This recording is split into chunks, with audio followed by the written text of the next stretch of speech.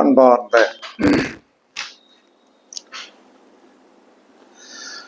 எனதருமை யூடியூப் நேயர்களுக்கு வணக்கம். இது ஒரு முக்கியமான பதிவு. அதாவது ஒரு ஜாதகத்தை யோக ஜாதகமாக மாற்றுவது யார் கையில் உள்ளது? ஒரு ஜாதகத்தை யோக ஜாதகமாக மாற்றுவது கடவுள் கையில் உள்ளதா, நம் கையில் உள்ளதா? அப்படின்னா கடவுள் கையில் இல்லை. அவர் கர்மாப்படி படைச்சிட்டார். அவர்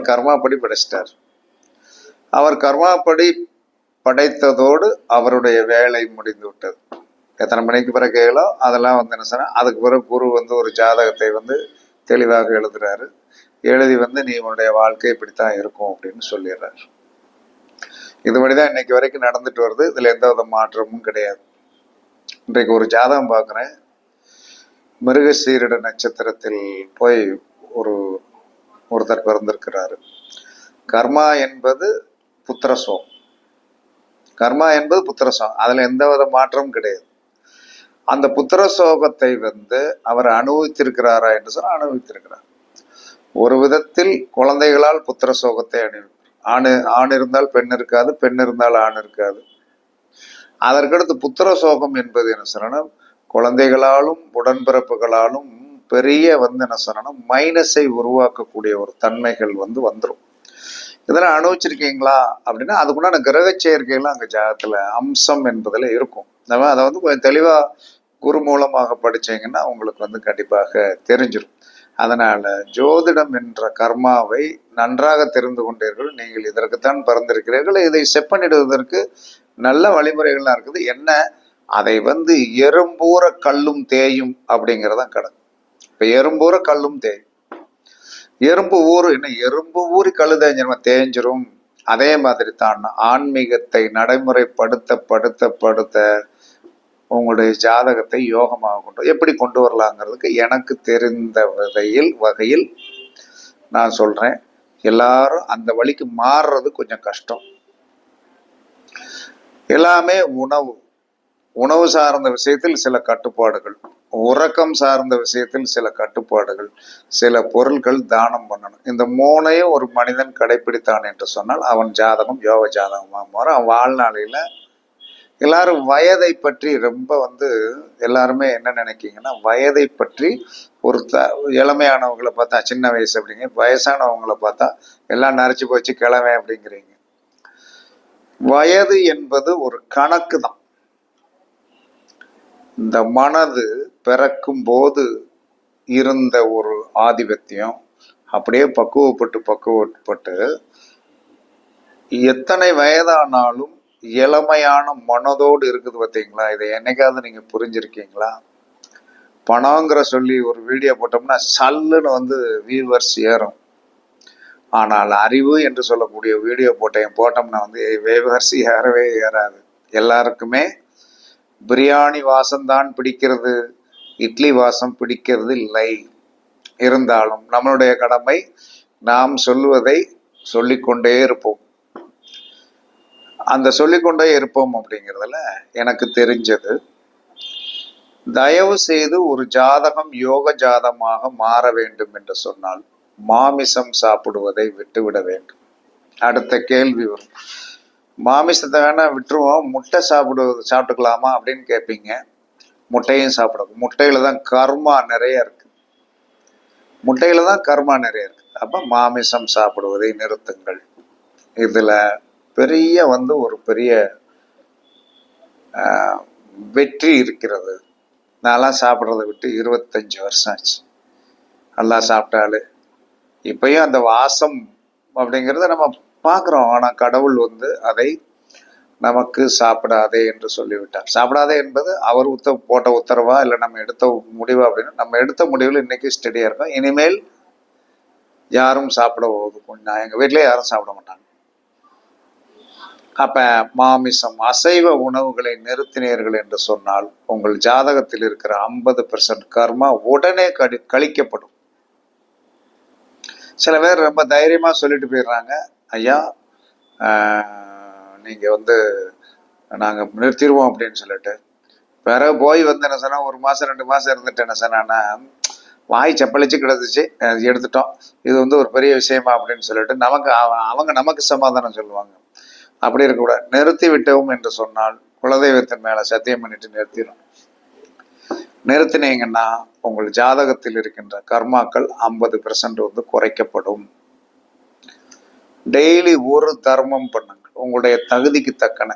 நான் வந்து பெருசா பண்ணுங்க சிறுசா தான் பண்ணணும்னு சொல்லுவேன். உங்களுடைய தகுதி என்ன? நம்மால் இன்னைக்கு 10 ரூபா செலவழிக்க முடியுமா, அதான் தர்மம். 50 ரூபா செலவழிக்க முடியுமா, அது தர்மம். 100 ரூபா செலவழிக்க முடியுமா, அதான் தர்மம். 500 ரூபா செலவழிக்க முடியுமா, அது தர்மம். இந்த தர்மம் கூட இல்லாதவனுக்கு வாங்கி கொடுங்க. இருக்கிறவனுக்கு வாங்கி கொடுத்தா அது தர்மம் அல்ல, அது தர்மம் அல்ல. அப்ப இருக்கிறவனுக்கு வாங்கி கொடுக்கூடாது. பசி பட்டினியோடு அலைந்து கொண்டிருக்கின்ற நபர்கள், அவர்கள் முகத்தை பார்த்தாலே தெரியும், அவர்களுக்கு கொடுங்க. ஒரு டீ வாங்கி கொடுத்தாலும் சரிதான், இல்லை 10 ரூபாய் கையில கொடுத்தாலும் சரிதான், ஒரு வடை வாங்கி கொடுத்தாலும் சரிதான். ஒரு தர்மம் ஒரு நாள் உங்களுடைய டிட்டோ போட்டு விட்டுறோம். கரெக்டா, ஓகே, டூ இட். 2ஆச்சா? மாமிசம் சாப்பிடக்கூடாது, மாமிசம் சாப்பிடக்கூடாது. பிளஸ் என்ன சொல்லலாம்னா ஒரு தர்மம் டெய்லி பண்ணணும். ஜாதகம் மாறுவது கண்கூடாக தெரியும். அதற்கு அடுத்து பிறரை குறை சொல்லாதீர்கள். அது அவன் கர்மா, என்ன வேணாலும் பண்ணிட்டு போறான், நமக்கு என்ன? நம்ம வேலை நம்ம சொல்லி உண்டு இருக்கணும், நம்ம வாட்டுக்கு பேசாம இருக்கணும். புறம் சொல்லுதல் அப்படின்னு சொல்லி வந்து நம்மகிட்ட வந்து இன்னும் ஒருத்தரை பத்தி குறை சொல்லுவாங்க, அதை டைவெர்ட் பண்ணி விட்டுருங்க. ஏன்னா அதன் மூலமாக கர்மா உங்களுக்கு ஏறும். பிறரை குறை சொல்வதன் மூலமாக அவருடைய கர்மாவை நாம இழுக்கிறோம். அவர் சேர்த்து வச்சிருக்கிற குப்பை நம்ம அதை பேசி பேசி ஒரு ஹாஸ்யமான ஒரு அமைப்பை நம்ம உருவாக்குறதுனால அது நமக்கு வந்து சேர்ந்து விடும். அதனால 3 விதமானது: மாமிசம் சாப்பிடக்கூடாது, 2வது வந்து தர்மம் பண்ணணும், புறங்கூறுதல் என்று சொல்லக்கூடிய தேவையில்லாத சந்தோஷமான சம்போசனைகளை பேசினா, நல்லா இருக்காங்க, நல்லா இருக்கீங்களா, சாப்பிட்டீங்களா, எப்படி இருக்க, பிள்ளைங்க நல்லா இருக்காங்களா, நல்லா இருப்பீங்க அப்படிங்கிறது நம்மளால முடிஞ்ச வரை என்ன சொன்னா அவர்களை வாழ்த்த பழகுங்கள். நல்லா இருப்பீங்க, கவலைப்படாதீங்க, என்ன கஷ்டம் இருக்கு, சரியா போயிடும், இந்த கோயிலில் போய் சாமி கும்பிடுங்க, இதை செய்யுங்க, நல்லா இருப்பீங்க அப்படின்னு சொல்லி நமக்கு தெரிந்த அறிவை பிறருக்கு நீங்கள் வந்து கற்றுக் கொடுங்கள், சொல்லுங்க. இந்த 3 தான் உங்களை ஒரு பெரிய மாற்றத்தை வந்து கண்டிப்பாக உருவாக்கும். இந்த 3 தான் உங்களுக்கு மாற்றத்தை உருவாக்கும். அதற்கடுத்து சொல்ல போற விஷயம் ரொம்ப சிம்பிளா இருக்கும். இதெல்லாமா அப்படின்னு நீங்க நினைப்பீங்க. எப்பயுமே சாப்பிட்ட தட்டில் கை கழுவாதீர்கள். சாப்பிட்ட தட்டுல, சாப்பிட்ட இடத்துல, சாப்பிட்ட தட்டுல கை கழுவாதீங்க. இது ஒரு பெரிய யோகத்தை கொடுக்கும். அந்த தட்டை கொண்டு சிங்கில போடுங்க. சிங்கில போட்டாலும் நீங்கள் சாப்பிட்ட தட்டை நீங்களே கை அலசுங்க. அலசும் போது 2ஆம் பாவம் வேலை செய்யும். 2ஆம் பாவம் வேலை செய்யும். அப்ப நாம் சாப்பிட்ட உணவை இந்த கையை எடுத்து வந்து வாயில போட்டு நீட் பண்ணி அந்த தட்டு வந்து என்ன சொன்னா நமக்கு வந்து ஒரு எதை கொடுக்கும், அடிப்பாகத்தை வந்து வலிமைப்படுத்தி கொடுக்குது. அப்படியே போய் அந்த தட்டுல வந்து நாம் கை கழுவக்கூடாது, கை கழுவக்கூடாது. டக்குன்னு என்ன செய்யணும், இந்த தட்டை நீங்கள் கொண்டு போய் வந்து என்ன சொல்லலாம்னா நீங்களே சிங்கிள் அலசுங்க. மனைவி விடமாட்டாங்க அப்படின்னா வந்து என்ன சொன்னா சொல்லுங்க, இது ஒரு நம்மளுடைய கர்மா அழிவதற்குண்டான ஒரு விதியம்மா, அதனால நான் அலசினாலும் ஒன்றும் கிடையாது. இல்லை, நீங்க அலசுனா பலன் வந்து நல்ல பலன் கிடைக்கும், உறுதியாக நல்ல பலன் கிடைக்கும். நீங்கள் சரி தட்டை கொண்டு போய் நான் போட்டுறேங்க ஐயா அப்படின்னா போட்டுருங்க. அவங்க அலசினதுனால கணவன் மனைவிக்கு அந்த அம்மாவுக்கு வருகின்ற யோகம் நம்ம தான் அனுபவிக்க போறோம். நமக்கு வருகின்ற யோகத்தை வந்து அந்த அம்மா தான் அனுபவிக்க போகுது. இதுல எந்த மாற்றமுமே கிடையாது. அதற்கடுத்து நீங்கள் படுத்த படுக்கை என்பது 12ஆம் பாவம். அந்த 12ஆம் பாவத்தை எந்திரிச்சவொடனே என்ன சார் நம்ம தூக்கி தூரத்துல போட்டுட்டு யாரும் விரிச்சு வச்சிருப்பாங்க, நைட்டு போய் படுக்கிறோம், விடிய காலம் எந்திரிச்ச உடனே உழம்பி கிளம்பி கிடக்கும். அப்படியே நம்ம எந்திரிச்சு வந்துடக்கூடாது. எடுத்து நல்லா நீட் பண்ணி தட்டி, நீங்கள் படுத்த இடத்தை நீங்களே தட்டி நல்லா கரெக்ட் பண்ணி தலானியை வச்சிடணும். தலானியை அழகா வச்சு, காலுக்கு வச்சிருந்தீங்கன்னா காலுக்கு வைக்க வேண்டிய இடத்துல வச்சிடணும்.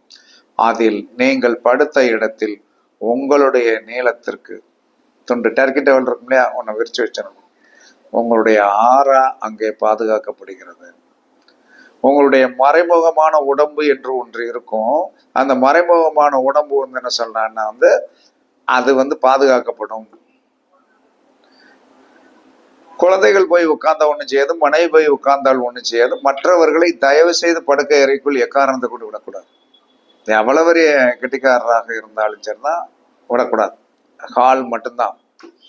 அப்ப 12ஆம் பாவத்தை படுத்த இடத்தை சுத்தம் பண்ணி அதை தட்டி நீட் பண்ணி கரெக்ட் பண்ணும்போது 12ஆம் பாவம் ஆக்டிவேஷன் ஆயிரும்.